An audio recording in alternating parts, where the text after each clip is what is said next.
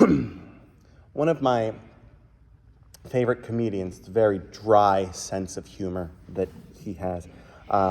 He does this bit where he fully acknowledged and understood that him being right in contention with like girlfriend, parents, or whatever, it's this source of contention, and it leads to confrontations. And the reason that it's a problem is because he's right. And I feel that deep in my soul. It's a source of contention for me as well. It's a problem because I'm like, I know beyond a shadow of a doubt that I'm right. I know that I'm right. 100% unequivocally. I've looked at the facts. I've done the homework. I am right on this topic. And when someone says that I'm wrong, I think, no, I'm right. And so then I get it in my head that, okay, maybe they just don't understand what I'm trying to say and how I'm right. So surely, logically, if I can talk to them at great length and explain my position, possibly with the use of flowcharts, they will understand that I'm right. I cannot tell you the amount of times I have had long, drawn-out conversations with a 7-year-old. Does it work? Sometimes it does, surprisingly enough. Sometimes, no, it doesn't. It works more on him than it does on some adults that I know, which is sometimes a good thing. What's interesting and what happens is that by the end of the comedy special, the comedian acknowledges and learns that even though he is right, the fight about it is not always worth it. What happens when we fight? A relationship gets damaged, it gets bruised, and it's something that is not going to be able to be repaired super easily. And so what he does, regardless as to if he's right and the other person does not think that he is right, he says he has given up on being right. Because he knows that he's right. But he also believes in the person that he is talking to. Good for him. It's difficult to give up on something like that. Again, I am a recovering English major. My bread and butter is talking and logic and papers. Like, I literally still think in my brain in terms of term papers to where I logically create arguments and try to get them to flow. And that doesn't always work and translate well into conversations. Oftentimes, we are told to just let it go, as if some advice from a magical Disney princess is going to be that easy for us to do. And I would hazard a guess that being right and knowing that we're right is something that we, as followers of Christ, have to contend with. The fact of the matter is, no matter how ecumenical that we are, no matter how much we love our siblings from other faiths or other denominations or things like that, at the end of the day, we get to this point, especially with other faith systems in the world, where we have to say, but you're wrong. We have hitched our horse to a very specific wagon.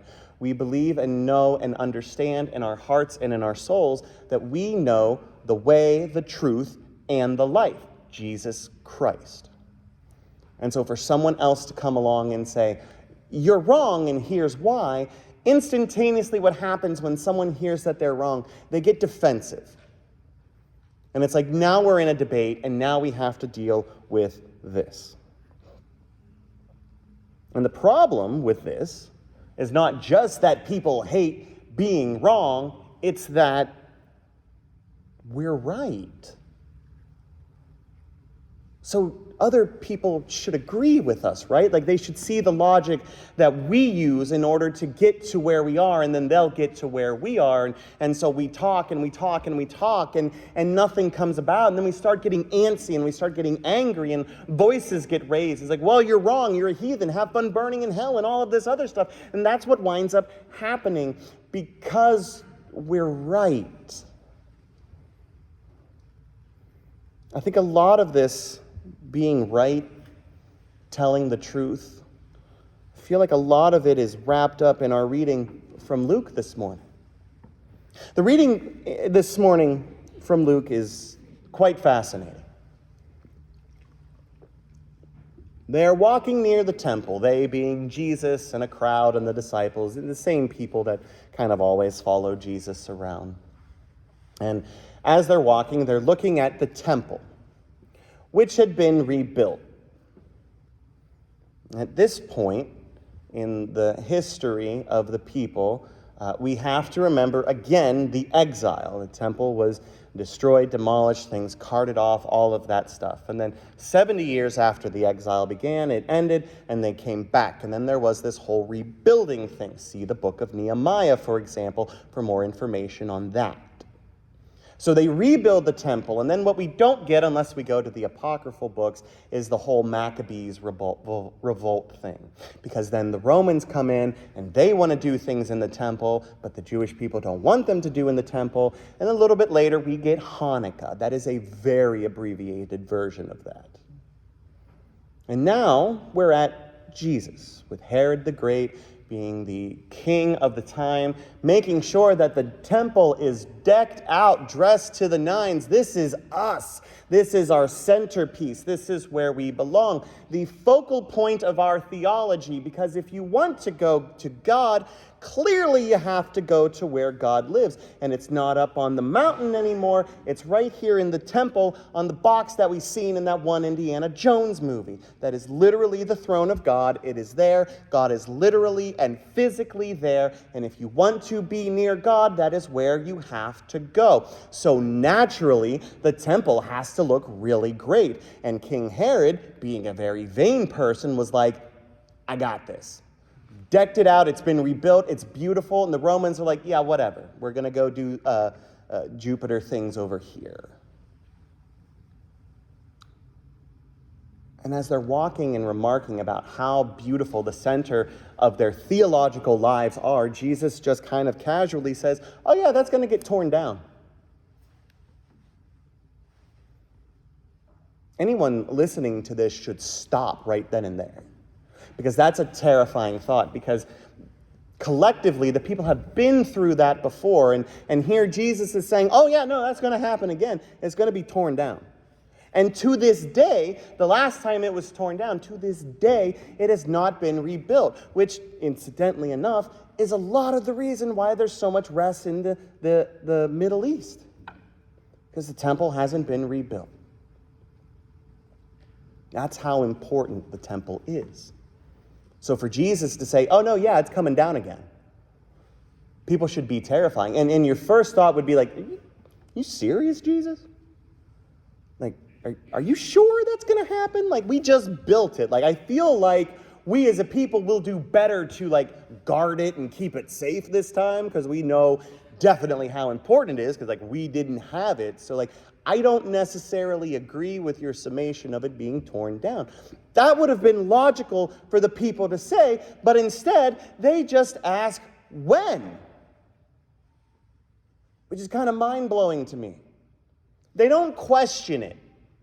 We don't hear them say, are you sure you got the message right, Jesus? And that's what's going to happen. No, they accept what Jesus is saying, because Jesus, as we know from later, declares that he is what? The way, the truth, and the life. When asked what is truth, he's basically saying, me. And they get it. And they understand that. They understand that Jesus is the truth. And they are fine then with believing what he is saying. And Jesus does not dwell on the destruction of the temple. That's not the important part here. The important part is what comes after. It's a hallmark in sort of eschatological literature that things tend to get worse before they get better.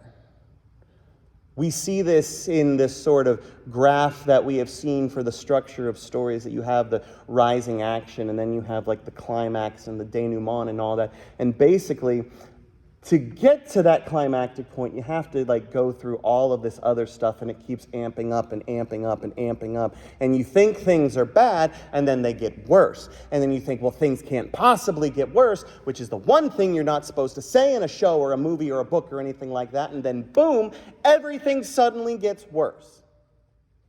Wars, rumors of wars, insurrections, all of these things. And Jesus is explaining this because what he says before this is, just a heads up, everyone coming to claim that they're in my name, no. That's not how this works. It's sad when we hear that.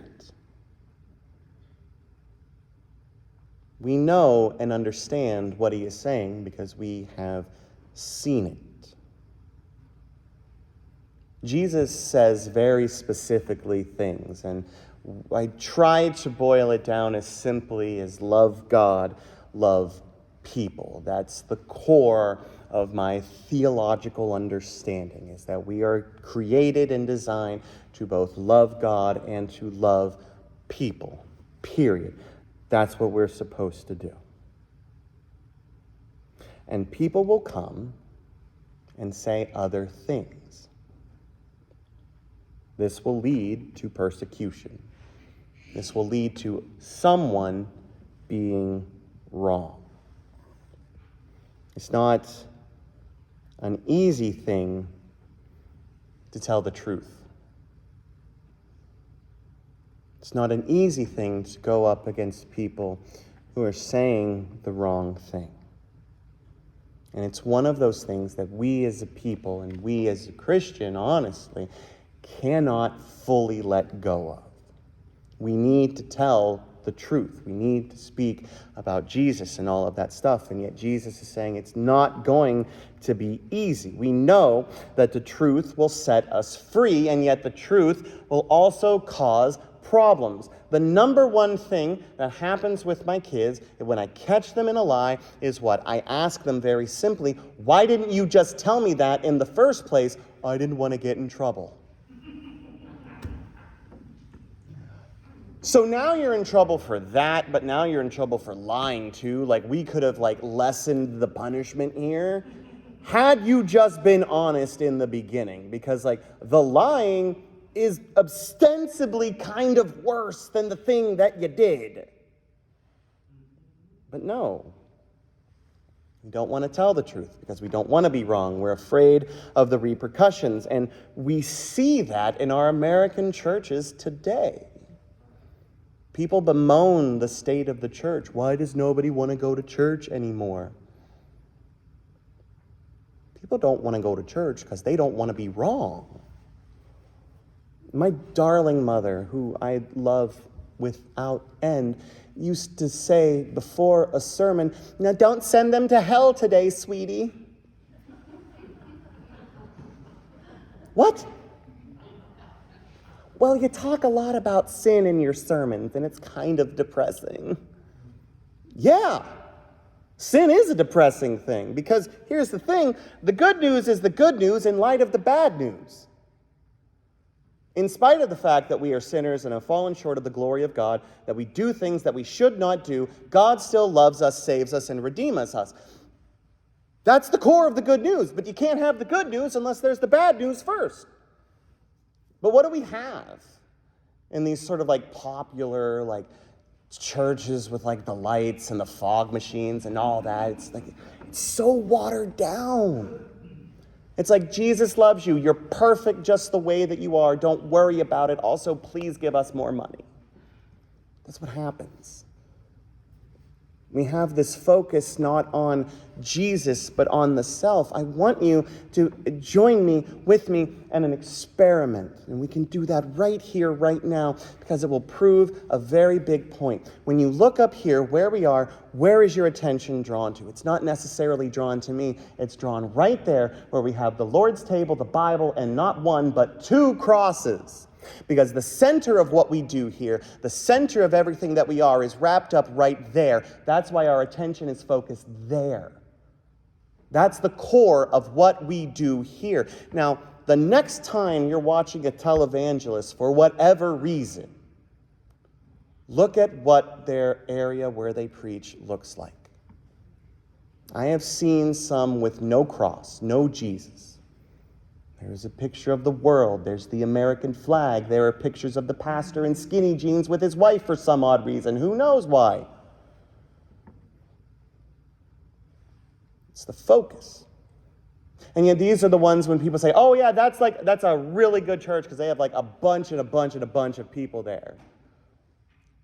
I'd rather have like 5 people who want desperately to know the truth of Jesus than like 500 people who are just like, I'm just here for the free things God's going to give me.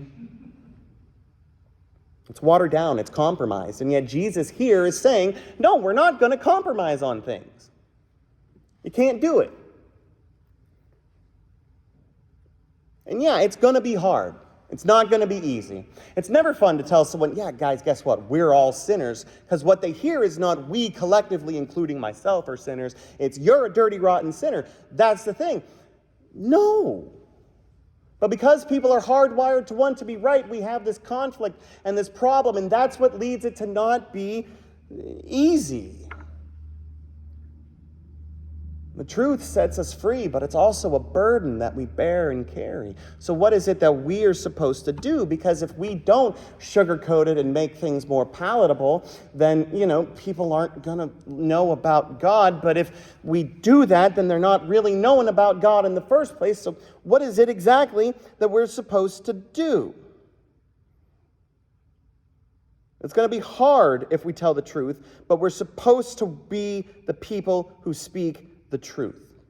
Now, we're lucky here. We're blessed in America because we do not have the level of persecution that other Christians around the world have. I've talked to people who have traveled to China and have been told, whatever you do, do not bring a Bible. It's not going to end well. We have heard stories of people preaching the gospel in other countries and being jailed for it. There are underground churches all over the world that pray that while they're praying, they don't get carted off by some secret police to some sort of work camp. That's the state of the world.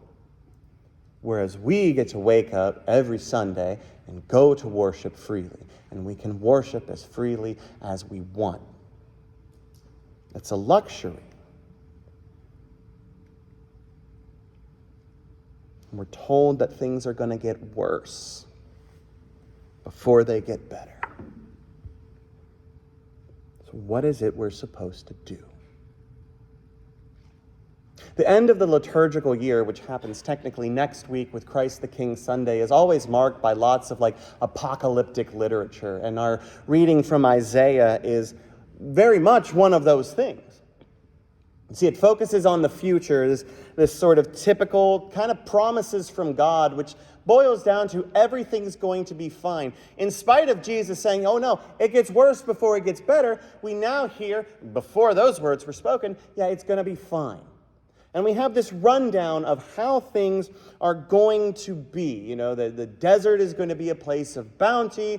You're going to have wolves and lambs hanging out together. Lions are going to eat straw, and they're not going to eat people, and they're not going to eat animals. You're going to plant your own food and grow it. Nobody's going to take it from you. All of these things. You're going to be a fully realized individual person, and it's going to be great. In the context of when this was written, this is speaking specifically to the remnant of the Jewish people still in Jerusalem dealing with their oppressors. Because the thing about the exile was it wasn't just everybody got carted off, but there was a remnant here as well. And so not only are they struggling with how they're supposed to be when they're not near the temple, you have the people near the temple who are struggling and being oppressed by the forces there as well. And the message here is don't bend the knee. Don't compromise. Great, wonderful. We know that. We love that.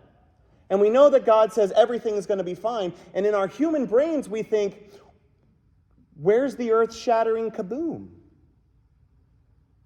Because if this is written in the context of war and oppression, we would think violence should be met with violence, right?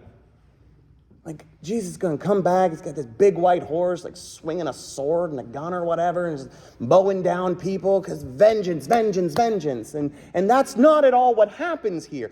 The future that is assured to us is one of peace, not given to us out of anger or violence or fear, but given to us out of peace itself. There's no violence happening here. God spares the oppressors that. The way that we get to the idealized future is not out of anger. And maybe that's what we need to let go of. I would hazard a guess that, myself included, we have never once met someone who was argued into Jesus' love.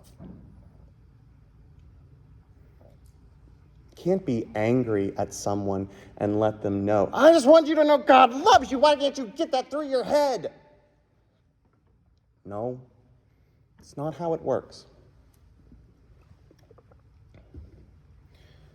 The anger that we feel from being right is only slightly justified. But what we do with that anger, that's what we need to realize. Oftentimes, anger leads us to building up walls where we partition ourselves off from the people that we are angry with. And the thing is, in this passage and what God is doing, is that instead of building walls of anger, there are bridges of peace and empathy. The future that God has for humanity is not one done by force, but by love. By reaching out to people, even if they harm us, even if they disappoint us. Even if they continually try to burn the bridges that we build, we don't stop building them. Yeah, it would be easier to write them off. It would be easier to hate people sometimes, just to write them off and be done with them.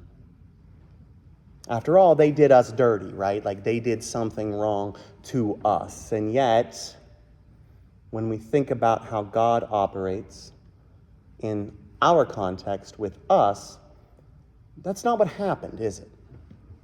No, we sinned, we have fallen short of the glory of God, and yet God provides forgiveness and mercy and grace, not anger, not malice, or any hatred of any sort, but grace.